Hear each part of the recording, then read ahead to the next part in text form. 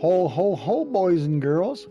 Are you ready to go on another adventure with Santa? Mums and dads, I hope the kids and you both have some hot cocoa and some cookies because we're going to go on a little vacation. It was the middle of summer in Australia, a time when the sun shone brightly and the beaches were packed. The festive spirit still lingered in the air. Santa had just finished his Christmas deliveries. As he had stretched his arms, he thought, I could use a little vacation, he thought. Mrs. Claus, always one step ahead, handed him a neatly packed bag. Already have booked your trip, dear, she said with a wink. You're headed to Sydney, Australia. Australia? Ho, ho, ho. I haven't been there since Christmas Eve, Santa chuckled, stroking his fluffy white beard. I suppose a bit of sun wouldn't hurt after all. That's snow. And with that, he climbed aboard a special sleigh, one designed for warm weather travel, equipped with sunshades and a built-in cooler for the ice-cold lemonade.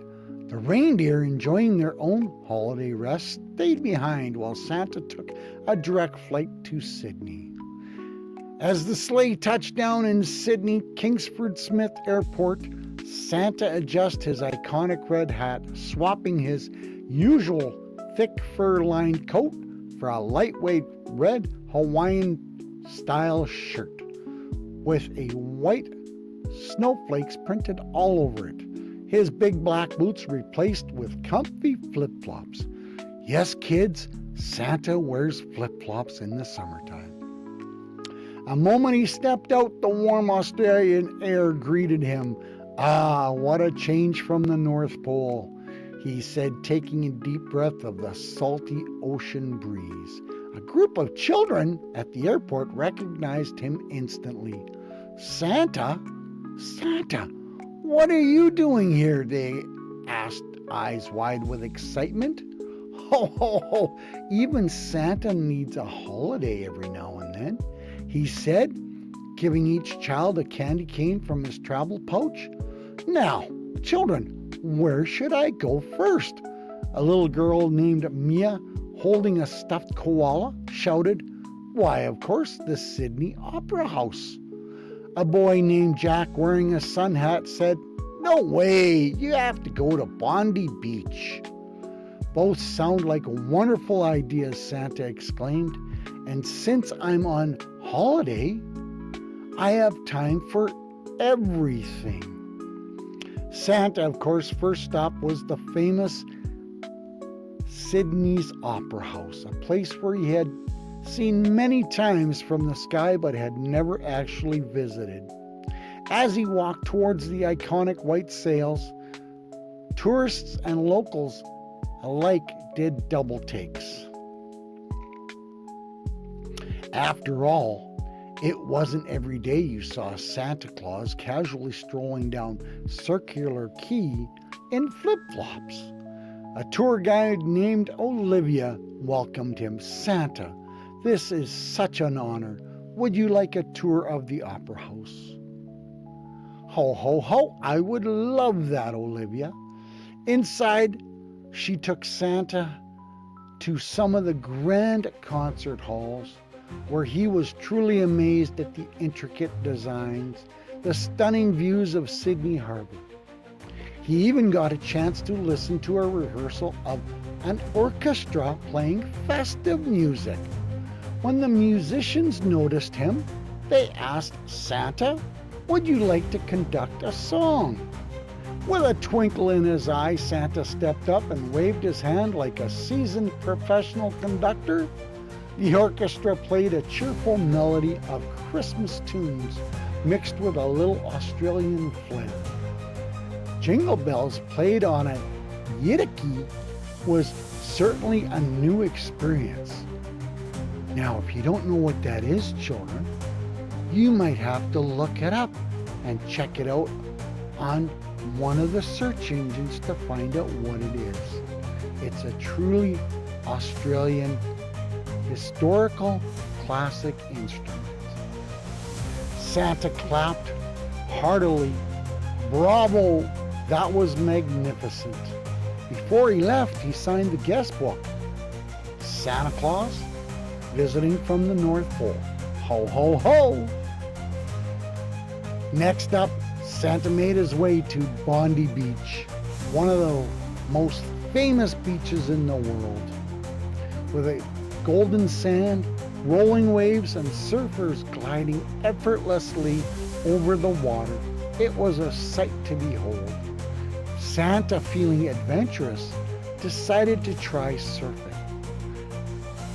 A friendly instructor named Kai handed him a big red surfboard.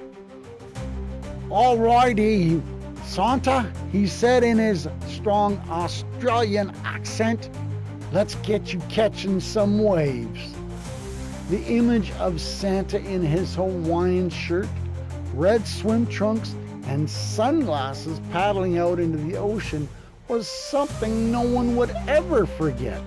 At first he wobbled and he wibbled, and his belly making balance a bit tricky, but on his third wave, splash! But he didn't give up. He tried, and on his fourth, he rode a small wave all the way to the shore. "Ho, ho, ho, that was exhilarating," Santa cheered, shaking water from his beard. After surfing, he took a break under a beach umbrella while kids built sandcastles in the shape of the North Pole. Before he left, he wrote in the sand, "Santa was here! Ho, ho, ho!" And of course, since no trip to Australia was complete without visiting some of the local wildlife, Santa hopped on a ferry to Taronga Zoo, which offered stunning views of the city along with some of the country's most unique animals.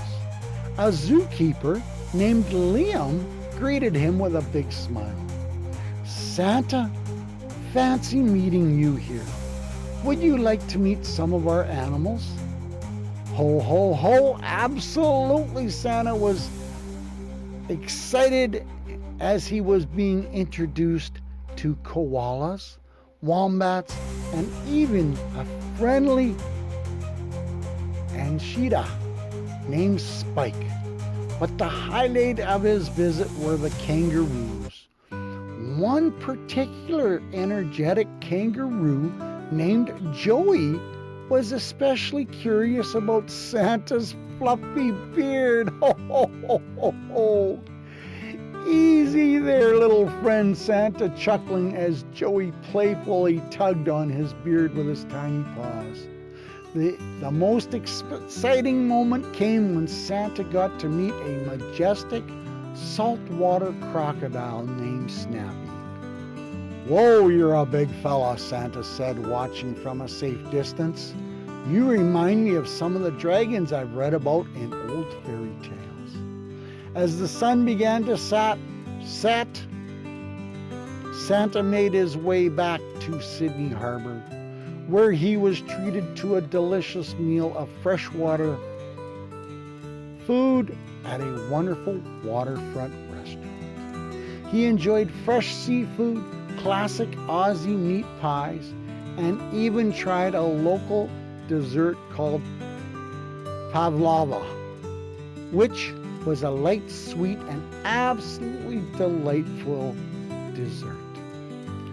As he gazed out over the harbor bridge glowing against the evening sky, Santa smiled. "What a wonderful place this is. The people are kind, the food is delicious, and the sights are breathtaking." Just as he was about to leave, a small group of carolers started singing, "We wish you a Merry Christmas."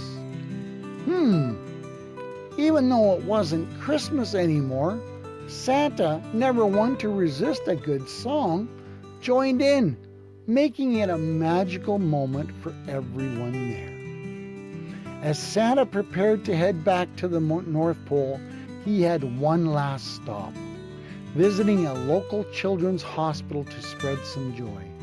He brought small gifts, shared stories about the North Pole, and reminded the children that kindness and love are the greatest gifts of all. Before leaving, he whispered to a young boy named Lucas,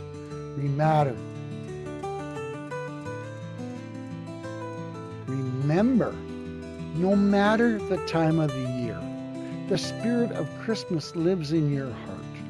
Lucas grinned. "Thanks, Santa. Come back soon. Ho, ho, ho, you can count on it." With that, Santa boarded his flight, waving goodbye to the beautiful city of Sydney. As the plane soared into the sky, he looked out the window and smiled. That was one holiday I will never forget. Ho, ho, ho! Ladies and gentlemen, he lands back safely in the North Pole and, of course, greeted by Mrs. Claus, where she said, "Hello, dear. How was your vacation?" He said it was absolutely wonderful. Now, children, think about it. Where do you want Santa to go on his next vacation? And what is your favorite thing to do on vacation? I look forward to reading your comments in this below the story, and hope you have an awesome day.